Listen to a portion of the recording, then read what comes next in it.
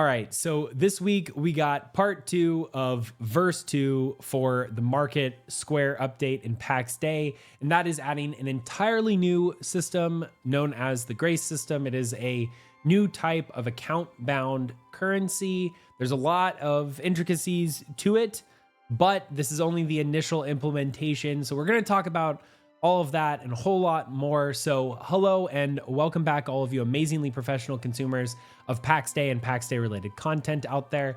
I am Eltari, the professional gamer, and this is another episode of the Pax FriDEI review, the show where we talk about all the fun, interesting, new, and exciting information that has dropped for Pax Dei over the last week. Like I said in the intro, we did get the second part of the Market Square update, the update that came out just before the holiday season, I think just over a month and a half ago. So there is some new stuff that has been added, though some disappointing aspects that we are hoping to see we didn't get in this patch. We also did see some pretty impressive improvements to performance, among other things, and we're going to talk all about that in today's patch notes, patch day, Pax FriDEI review. And in order to do that, we're going to head over to playpaxday.com to take a look at those patch notes. So I will see you over there. All right, so here we are on playpaxday.com. And like I said, the big thing in this patch notes is the addition of the Grace system. It is a new type of account-bound currency that you get for logging in, as well as you can exchange it or exchange gold for it, better said. And yeah, we're going to talk about that because it is the biggest part of these patch notes, but then we'll also go through a couple of the other updates that happened in game as well so that you can stay up to date on it. Now, first and foremost, Grace, you can get it in two different ways. You can get it by logging in. You get 10 Grace for logging in. It refreshes on a 24-hour cycle. This is a static 24-hour cycle, so every day it refreshes at the exact same time. I think for me, it's 3 o'clock in the morning Pacific Standard Time. So whatever that is in your time zone. But then you can also exchange for gold. Now, the gold exchange rate for Grace is a exponential scale, it seems. So to begin with, you'll be spending really low amounts to get a decent amount of Grace. I think, for example, the first quartile, you can spend 270 gold to get like 60 Grace or something like that. But then if you wanted to get something like 240 Grace, you'd be spending in the upwards of 21 million gold. I think I did the math, and based on my approximations, I don't know if the entire player population on a single server has accrued enough gold for a single exchange of 240 Grace in a single day for 21 million gold. I don't think that is even in the realm of possibility yet, but it is something that you can do. And it makes me wonder if there's going to ever be an achievement for burning 21 million gold on getting 240 Grace. It might be something worth looking into and possibly something that we do on the channel at some point, because that dial goes all the way around. It's just begging for there to be something hiding behind that 21 million gold. I don't know what it is, but I have a feeling. Now, in addition to that, how does Grace work?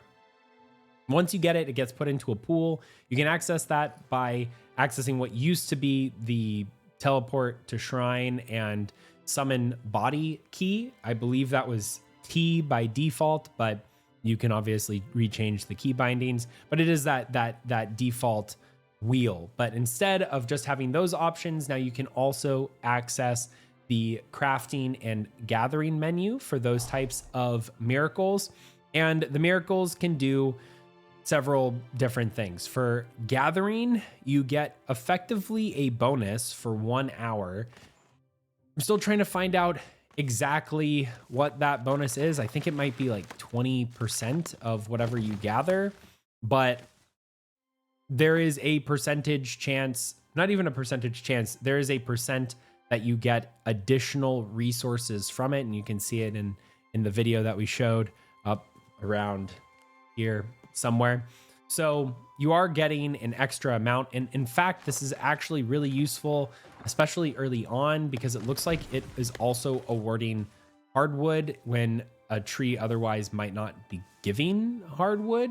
So that is something interesting that could potentially be beneficial to players when they are leveling. And this is kind of a trend with this update. A lot of the grace abilities or blessings seem to be more geared towards early game and early stage players. It doesn't really have much benefit for late game players or people who have been playing for quite often. Now, that is actually kind of a little bit of a letdown for me, because for the players who are still playing right now, because we're kind of in between content cycles, it would be great if we got a little bit of a bone and had an opportunity to test out some things that actually were worth testing for us, rather than just doing it for the sake of doing it, getting a little carrot and seeing that carrot and potentially getting something better. These are all effectively like what I would consider the tier 1 version of these blessings. They're all minor blessings. And those minor blessings are only giving you like +1 to the skill that you cast them for, or a small percentage gain when you are gathering.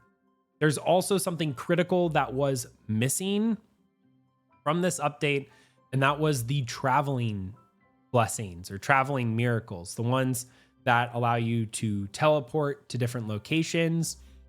Those are not in yet. They did mention in the future plans, in the future, higher tier versions of these blessings will be introduced. These upgraded miracles will offer greater benefits and come at a higher grace cost, and may require unlocking through exploration and progression. This actually made me really excited when I read that the first time, because it means you might have access to a different miracle than someone else does because you went and did extra exploring, or you progressed in some certain way. I believe when they're talking about progression, they might be talking about the religious system in game, where you can have priests and bishops and even popes. So that progression might be linked to these blessings, and you might be able to have a priest at some cathedral that you would go to, and they would give you these buffs, and you'd get them before you go somewhere, and then they can teleport you to a location so they can pay you for that, which is actually pretty cool.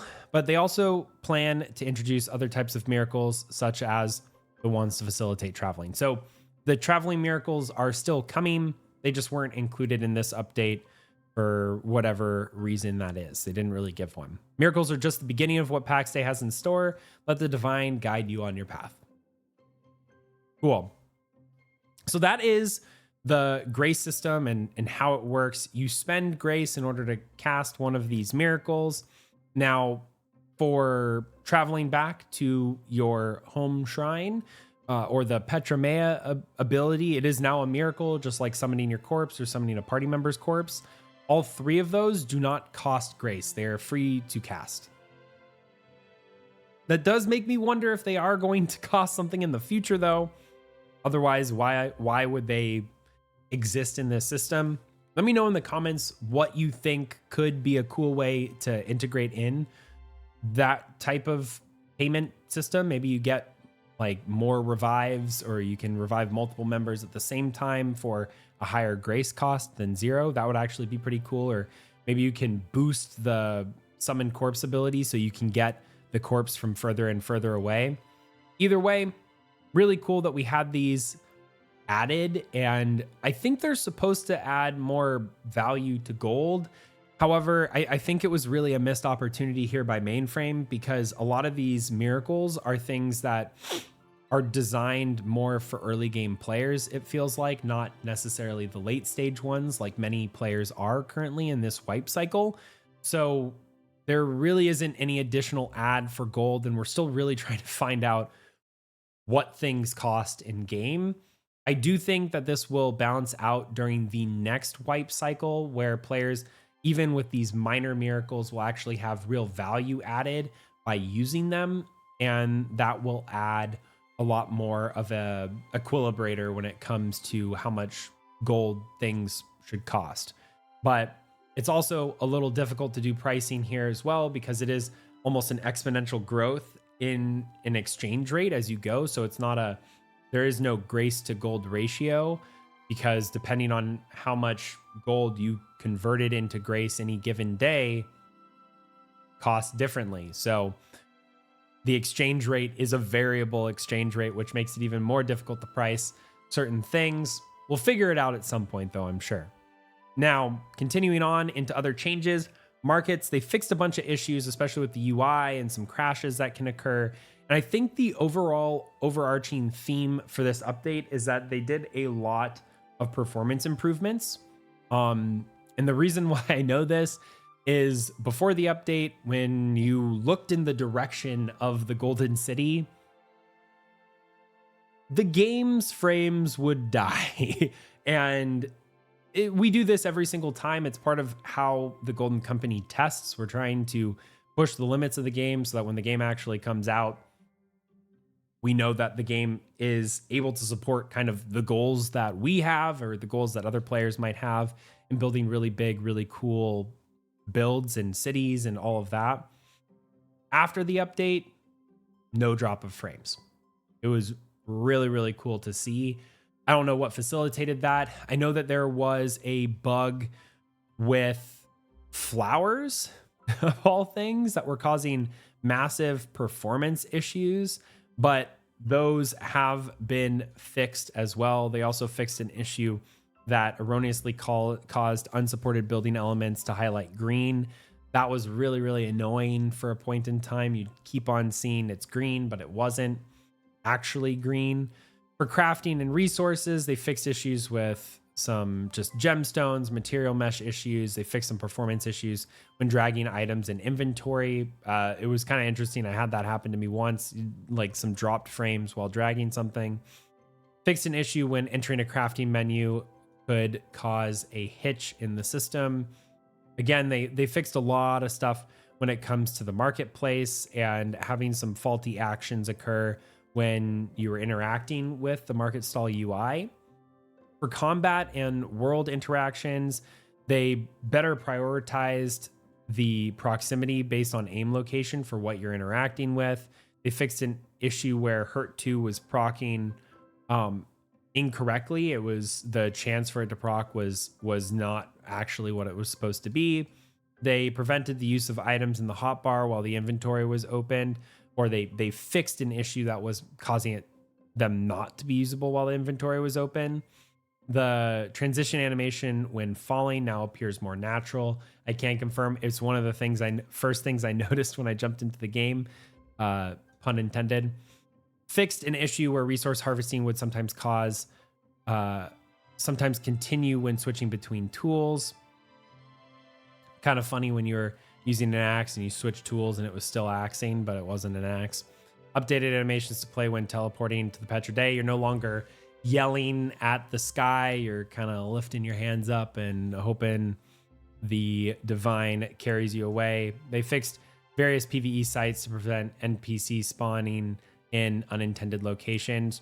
One other thing that they did mention actually is that they're aware of an issue regarding some loot piles in dungeons that are too easily accessible. Essentially, what players found out is that they could log out behind these loot piles and they could just log back in every 18 minutes or whatever and loot the loot pile and leave. They are now fixing that, so you won't be able to kind of cheese the system. I think what they did mention is that you'd have to probably kill the mobs that are around the loot boxes, and they're going to be working on making some additional changes in the future so that players aren't going to just be able to get loot without putting the effort in. There's a couple of other issues with meshing and some walls that are there but not there. There are some visibility issues in a submerged shadow room in the oubliettes, and these are all things that they're working on fixing that they know about. They also know that there is an issue with grace carrying over day to day, which could be a pretty big problem. Opening the miracles wheel should not prevent you from interacting with things in the world. The grace for gold action can be performed while falling. There is no miracle to prevent the fall damage, though. That I thought was a really funny little clip there. Grace menu, sometimes there's a visual glitch when closing the grace menu. that may only be visible with low FPS. And the crafting difficulty displayed is not correctly updated when the miracle is active. This is a display issue only, and the system is taking that stuff into account. Casting a passive A spell on an already aggroed enemy results in a lulled animation, even though it is actively attacking. That is not what's supposed to happen. It does actually prevent the enemy from attacking sometimes. Other known issues: crafting. Heartwood can be obtained with blessings without the wood cutting level requirement. So right now you can get heartwood from trees that you're not supposed to. That is something that they are trying to fix in the future. The description for basic distilling tools is not correct. Leather brigandine is a solid shape with no holes for the neck and arms. That's a funny little graphical glitch. 3 pairs of shoes lack ankle holes when you examine them, and leather pants are a solid shape. They also they're aware of several different UI bugs, which is nice that they mentioned that. And then the character creator has a couple of issues around different appearances for like the neutral male body. Modifying the base of faces overrides the pupil and iris sizes. So a lot of just general fixes that they're aware of that they need to make, and they're probably going to be making in the next update.